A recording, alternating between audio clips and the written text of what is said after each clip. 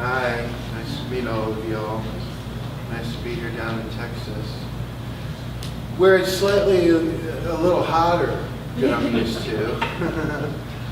And the Starbucks coffee is a little hotter too, no matter how much cream you put in it. I thought I'd read some poems from my book before, the last book, The Oldies, from 2012. And this book is called The Boulevard of Broken Discourse. And I met a lady and I told her about the title. She said, no, that's too pretentious. And I said, how about Letters from the Poorhouse? She was like, that's the one. Yes, use that one. And then I went behind her back and used this one anyway. But, and I haven't seen her since, so I'm sure she's out there disappointed in me. This was a little, is this a sonnet? 1, 2, 3, 4, 5, 6, go. But it rhymes.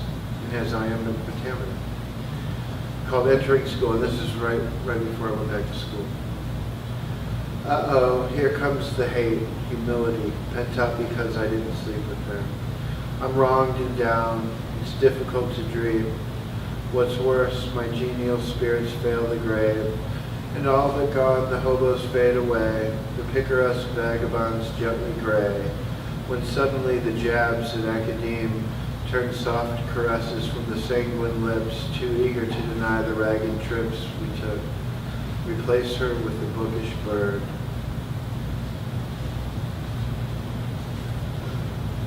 This is the poem that won that prize in SLU. It's called Hazelnuts. I was going to call it Hazelnut Theophany, but my teacher said, I think theophany's a bit too much. So, I smell a rat, Lesbia said. The primary process, in fact, your whole manner of, wait a minute, I interrupted. What sort of coffee is this? Hazelnut, she responded. Haven't you ever tasted hazelnut coffee before? She wrapped some type of fabric around her shoulders, stuff that looked rather expensive, and curled her legs under her while she sat on a weird paisley cushioned chair. She held her mauve cup with 2 hands, and I looked at her black or purple fingernails. But to proceed, in oral cultures, for example, there's no distance. When I saw you, look, I said, do you care if I take a shower? I really can't show up to this thing smelling like a brewery. I'll only be a second. As I walked to the bathroom, I could hear her voice getting smaller, something about Finnegan's Wake and completion. The towels were sweet and clean, and the water was good and hot. There was still a strange reflection of the hazelnut, and for a moment I was back in my new maroon Mustang. This was years ago. I had thick, short hair and crisp jeans, and I was cruising east on 40, right at that part where it dips under Grand, and I was hit with that smell that always used to hit me there. This is me now. I haven't been on a highway in years. And the smell was something that would come much later, when time will have folded me back into itself. The smell that had at that time predicted what it would smell like. A smell that was trapped in itself and not soluble. A smell that was overdetermined and deformed and defiant. Oh, my bum wool blazer in the sun. I turned the water off. This is a poem called Honeysuckle Air, which is another true story about a little happening in a coffee house. Honeysuckle Air. Because I need to tell things, I said I will tell that gentle coffee house girl who was always kind and beautiful. I will tell her how I was stunned by honeysuckle last night standing by the dumpster. And maybe I can make it back to the dormant known. So I said, no, I only know spring because I'm older and beat. But I clearly recall we took the honeysuckle as kids and we'd pull out the thing and suck on it. this sparrow flies. And funny to think forlorn when you trip and almost fall, how in another sense you fall all the way down. But oh, honeysuckle, without me you're nothing at all.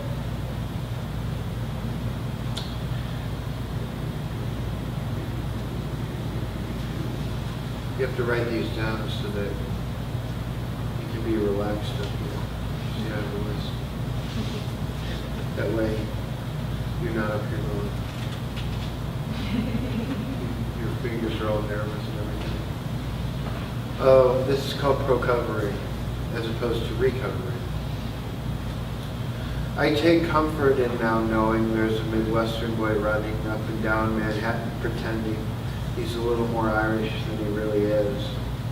And if he sees the unseen on Bleecker, back when his voice was barely audible, the intimations of distortion refusing to get weaker, the orphans craning for subsidization. After the sound man gets on the PA and drowns out his silent songs, he will remember that embarrassment 12 years hence. And as the night dawns, his fake lilt will commence and tell his buddies whom he lost, he and a barmaid banged each other in a bathroom. But between now and then, I will find out why he can't lie anymore like everyone else, or affect the intricate ways old men walk, or the Galway talk on Broadway, or the never missing her cloister and all the big-eyed girls who invented him. A little dove in his chest is always asking what is. I didn't say that. That one was his. A couple more from this book. This is a poem that my friend's dad liked a lot. And he's such a renowned English teacher that I felt really good about myself when he said he liked it. It's called Gender Issues in My Pen. I'm in my Women in the Bible class, and I'm laid back, sort of leaning back and nodding my head at the teacher, and pursing my lips the way you do at a jazz show, when suddenly the pen I'm sucking on falls out of my mouth and rolls between my chair and Molly's, and Molly looks down on the pen. She's this great red-headed girl who wears a Gaelic cross around her blithe neck. And I like her so much because once she coyly smiled to her friend earlier in the semester when I revealed to the teacher that I am hip to the fact that women have some secret knowledge. Well, I wonder if I let Molly pick up the pen for me, would that signify I'm so weak and cannot function with someone else? I'm lame and need someone to pick up my pen. I'm feckless. But on the other hand, maybe that would subvert me in a way and strip me of masculinity, and in the process elevate Molly's femininity and make her grand and whole and complete. What's male and female anyhow? And although if I pick up the pen myself, I wonder if I'm saying I need no woman misbegotten. I'm a real freedom-loving, self-starting male. I can't equate a woman in the process. I can do everything myself in the real way. I'm rising. Or maybe we should pick up the pen at once and join hands. How very weird, really. And I'm sort of zoning out when I notice that Molly is holding the pen right in front of my face. Thanks, I say, really thankful. And I put the pen back in my mouth. And I have to be careful leaning like this. You know, I've almost fallen many times. These desks are quite unstable.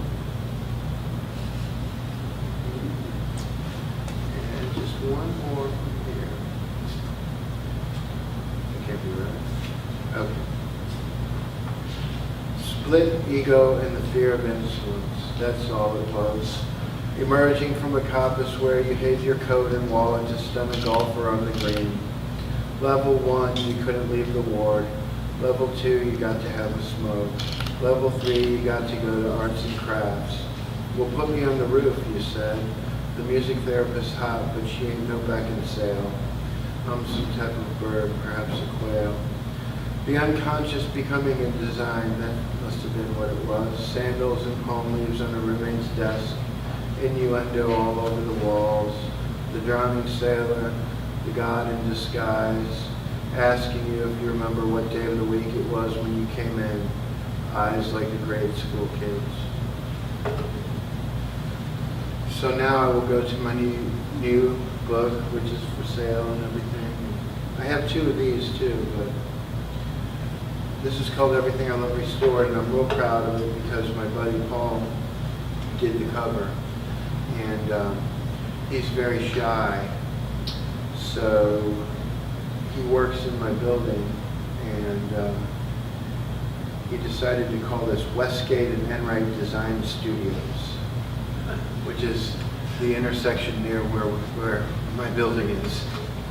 He didn't want to put his own name on it, possibly for fear that, like, you know, if this became some huge book, that he would be pestered and nobody would leave him alone.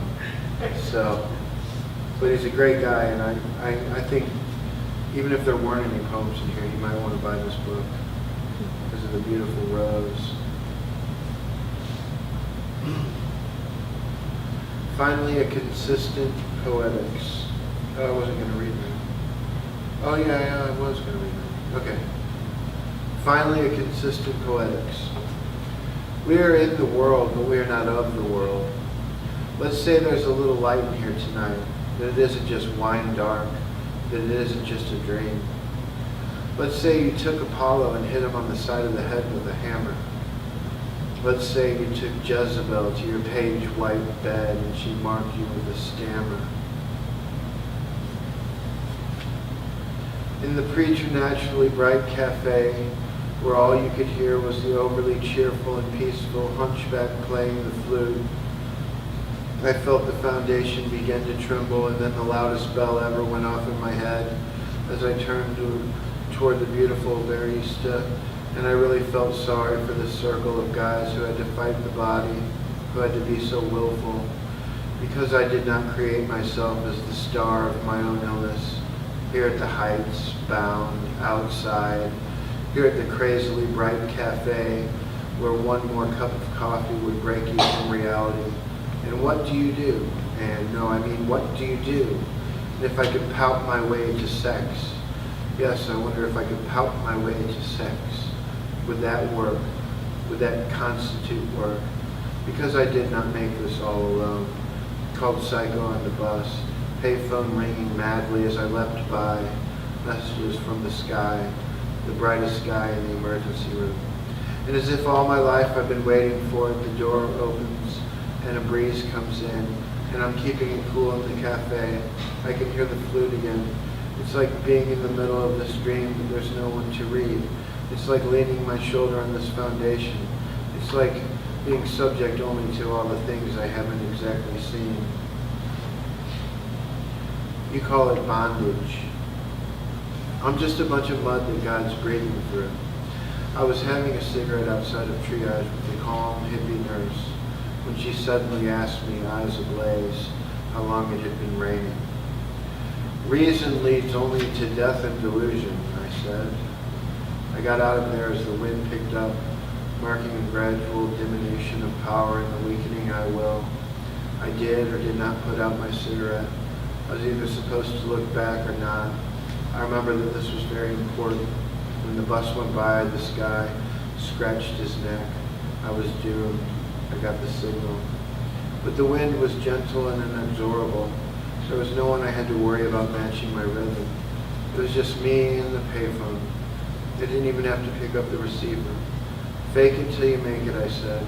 This is your first dream. Here comes the wind. No worries, no wages.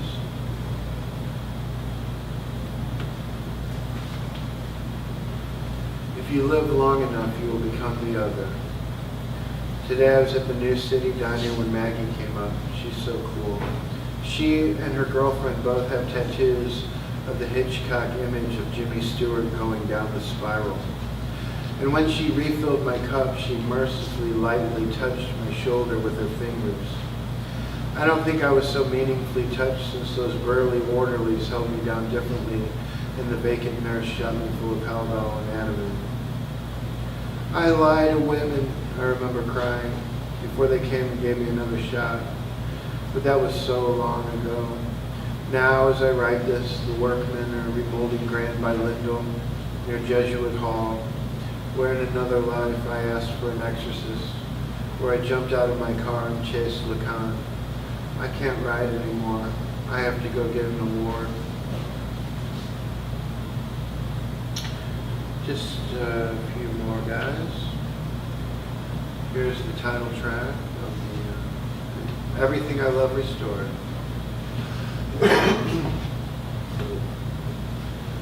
The angels are falling all over themselves. Lights are quickly turning green. Buses are coming early. I'm paying attention only to the backbeat, the cathexis. I'd found myself in a South City boarding home after having been relegated into a diaspora of confusion. I couldn't bear the weight of the Virgin. I was rather quick in assuming everyone was blind. I was losing my sight. Some guy had handled a dirty bomb. Some guy was in the CIA. It was the time for the assassins. But then Jim Morrison came to take me on a trip. His leather had changed to corduroy. Where for, Jim?